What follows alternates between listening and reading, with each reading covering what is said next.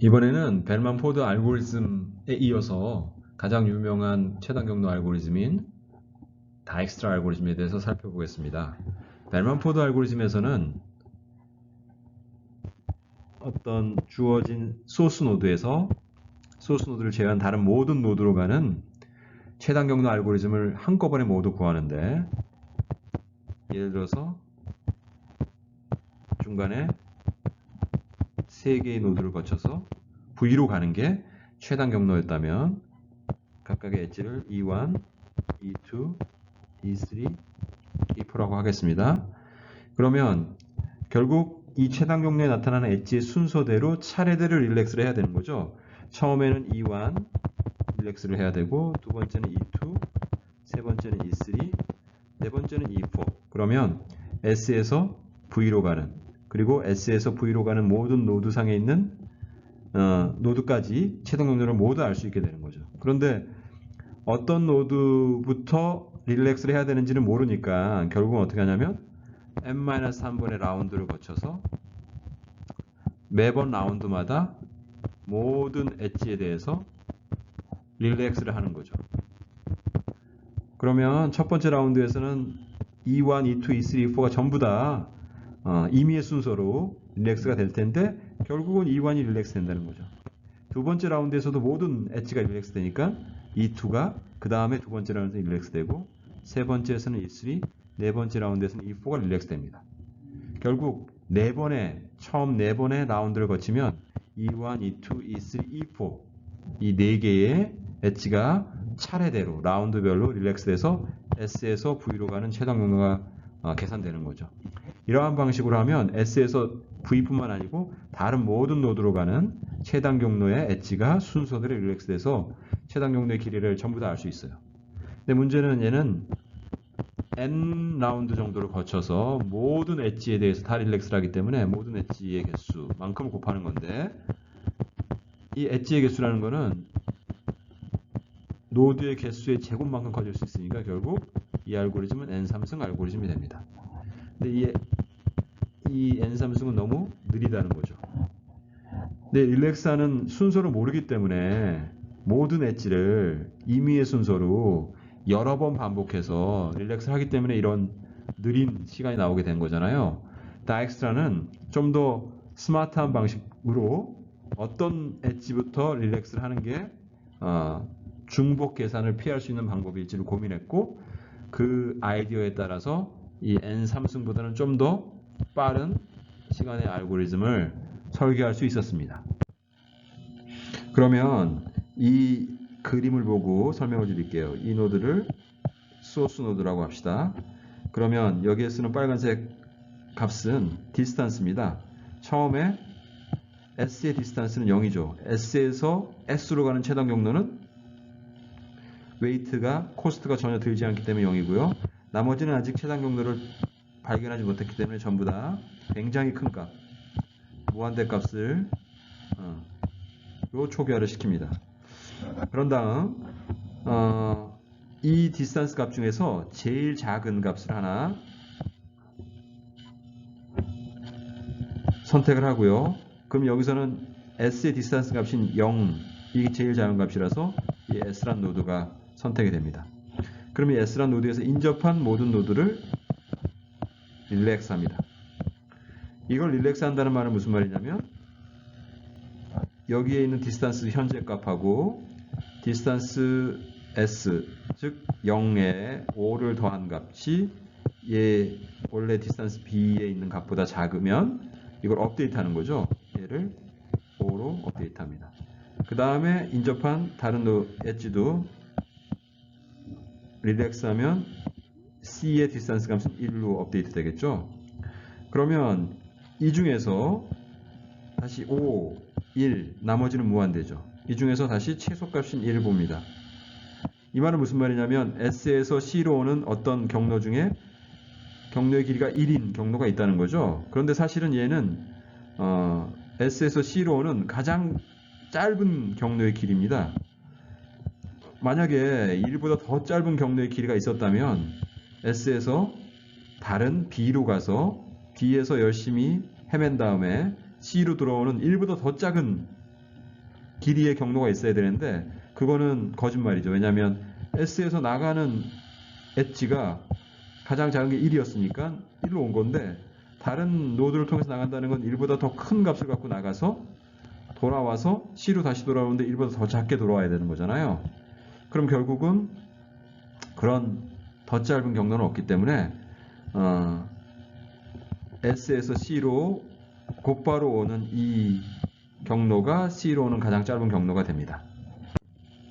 그럼 방금 한 거를 정리를 해보면 우선 Q를 하나 마련합니다. 이거는 민 힙이 되는 거죠. 왜냐하면 디스턴스 값들 중에서 가장 작은 값을 갖고 있는 거를 매번 알아야 되기 때문에 그럼 민 힙에 들어가는 키는 뭐냐면 각 노드의 디스턴스 값이 되는 거죠. 처음에는 S에 있는 디스턴스 값만 0이고 나머지 디스턴스 값은 전부 다 플러스 무한대로 굉장히 큰 값을 줍니다. 그런 다음에 이 Q, 지금 현재 Q에는 처음에는 N개의 노드가 다 들어가 있는 거죠. S를 포함해서. 그다음에 while loop를 도는데 while loop는 이 Q에 아무것도 남아있지 않을 때까지 반복을 하는데 매번 돌 때마다 가장 디스턴스 값이 작은 그러니까 미니멈을 딜리트하는 거죠. 그걸 U라고 합니다. 그럼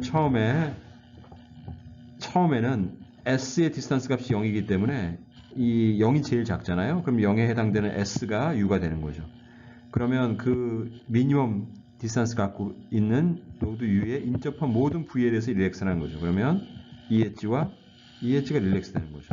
그래서 B와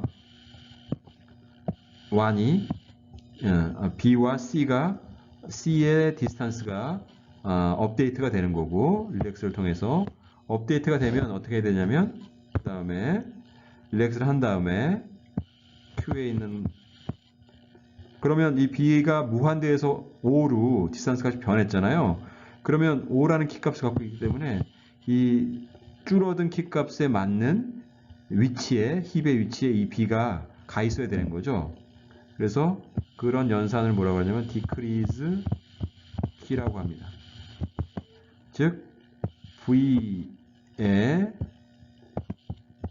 디스턴스 값이 변했잖아요. 무한대에서 5로. 그러면 이 5라는 키값에 맞는 힙의 위치로 가야 되는 거죠. 그거는 일반적으로 우리가 힙 연산할 때 했었던 힙파이 업을 사용하면 됩니다. 당연히 이거는 비고 로그엔 정도가 걸리겠죠.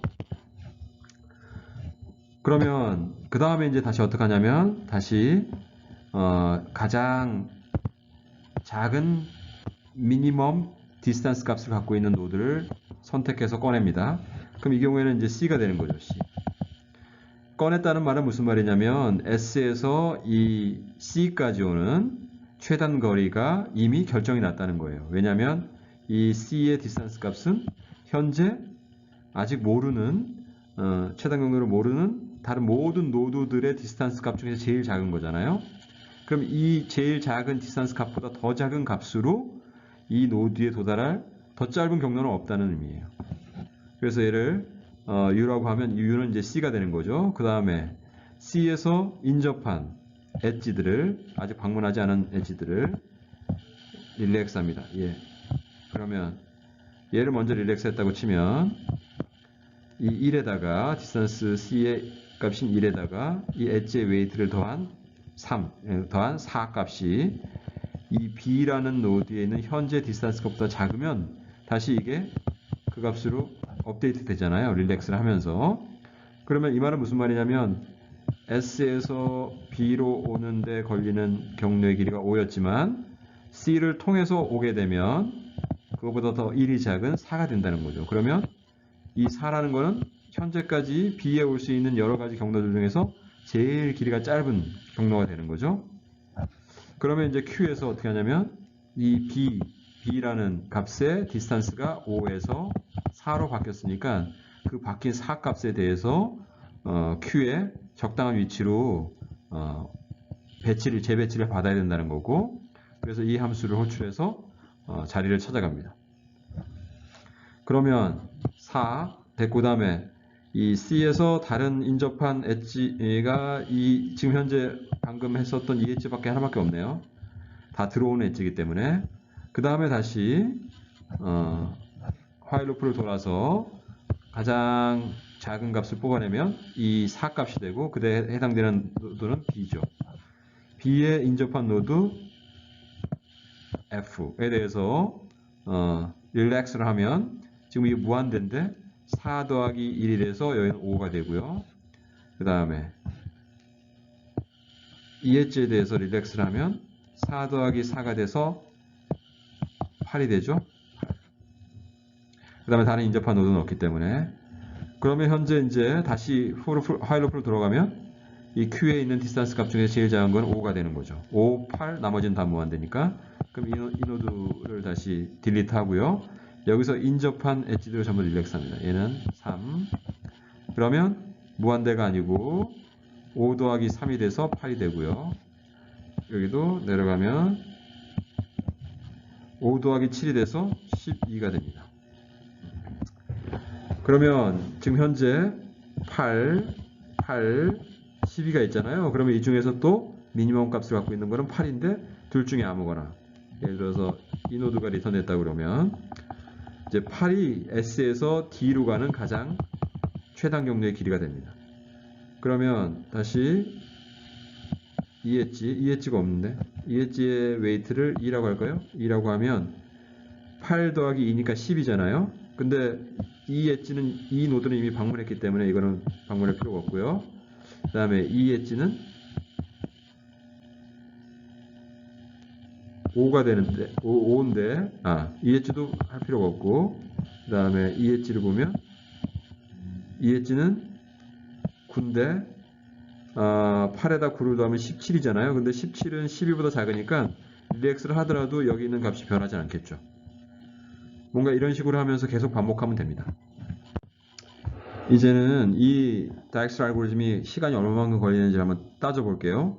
우리가 자료구조 시간에 배웠던 min 힙을 사용한다고 치고 그러면 각 노드 V는 힙 Q에 한번 인서트 되죠. 어디서 인서트 되냐면 힙을 맨 처음에 만들 때 인서트가 되니까 한 번 인서트 되고 그 다음에 한 번 딜리트가 됩니다. 모든 노드가 한 번씩 인서트가 되고 딜리트 민에서 자기 차례가 오면 한 번씩 딜리트가 되겠죠. 그러면 이 인서트와 딜리트는 모두 로그 n이죠. 로그 n이니까 노드가 몇 개냐면 n개니까 n 로그 n 정도 인서트 한 번과 딜리트 한 번을 위해서 시간을 사용하고 그 다음에 이 디크리즈 키가 중요한데 이 디크리즈 키는 뭐예요? 각 노드에서 인접한 노드를 릴렉스 한 번씩 하는 거잖아요. 그럼 결국은 모든 엣지가 각 엣지가 어떻게 해요? 한 번에 릴렉스를 하게 되고 한 번에 릴렉스를 하면 한 번에 디크리즈 키를 하게 된다는 거죠. 디크리즈 키가 키피파이 업을 한번 호출하는 거랑 마찬가지이기 때문에 결국 로그 n 시간만큼 걸리고 엣지 개수는 2라고 하면 2 곱하기 로그 n 시간이 걸립니다. 2는 n 제곱까지 갈 수 있으니까 n 제곱 로그 n이 되겠죠. 그러면 여기 있는 n 로그 n과 n 제곱 로그 n을 하면 얼마가 되냐면 n 제곱 로그 n이 되겠죠. 그럼 이 n 제곱 로그 n은 벨만 포드 알고리즘의 n 3승 알고리즘보다는 훨씬 빠르잖아요. 그래서 다이엑스트라 알고리즘은 n 제곱 로그 n에 돌아가는 알고리즘이 됩니다. 근데 문제는 이 바이너리 힙, 그러니까 민 힙을 쓰지 않고 좀 더 고급 자료 구조인 고급 힙인 피보나치 힙이란 게 있습니다. 좀 더 복잡한 힙인 자료 구조인데 이 피보나치 힙은 딜리트 민에는 로그 n 시간이 걸리지만 디크리즈 키에는 상수 시간이 걸립니다. 그래서 이 n 로그 n은 똑같지만 피보나치 힙을 쓰면 이 디크리즈 키가 비고한이 걸리기 때문에 결국 여기가 n 로그 n이 아니고 n 제곱만 있으면 됩니다. 그러면 n 로그 n 더하기 n 제곱이니까 총 시간이 n 제곱이 되겠죠. 로그 n이 떨어지는 거죠. 우리가 자료구조 시간에 힙 소트를 했을 때 사용했던 힙을 쓰면 n 로그 n, 배우진 않았지만 좀 더 복잡한 힙인 피보나치 힙을 사용하면 n 제곱. n제곱이면 n3승보다는 n만큼 줄은 거니까 상당히 좋은 수행 시간이라고 할 수 있습니다.